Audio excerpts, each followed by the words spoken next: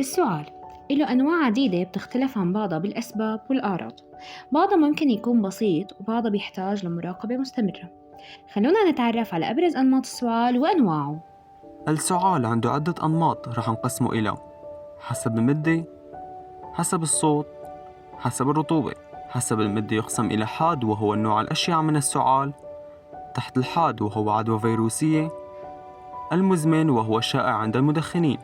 الحاد مدته أقل من 3 أسابيع، تحت الحاد مدته بين 3 ل 8 أسابيع. أما المزمن فبتكون مدته أكثر من 8 أسابيع، وهو موجود عند مرضى الربو ومرضى التهاب الشعب الهوائية.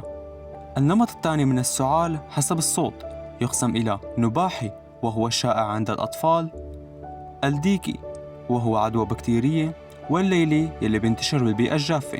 النباحي بيشبه صوت النباح وبيحدث نتيجة التهاب الحنجرة وتورم الحبال الصوتية.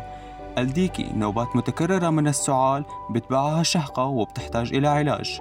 والليلي بيزداد ليلاً وهو يشبه السعال التحسسي الناتج عن التحسس العطور والغبار. النمط الأخير من السعال حسب الرطوبة يقسم إلى جاف وهو بداية الزكام والتحسس، الرطب وهو عدوى بكتيرية.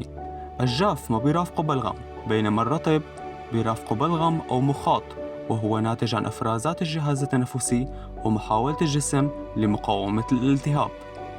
العلاج بيختلف حسب النوع، بس لازم نتأكد إنه العدوى الفيروسية ما بحاجة صدات حيوية على عكس العدوى الجرثومية، ويفضل مراجعة الطبيب أو الصيدلاني عند الشعور بأعراض السعال.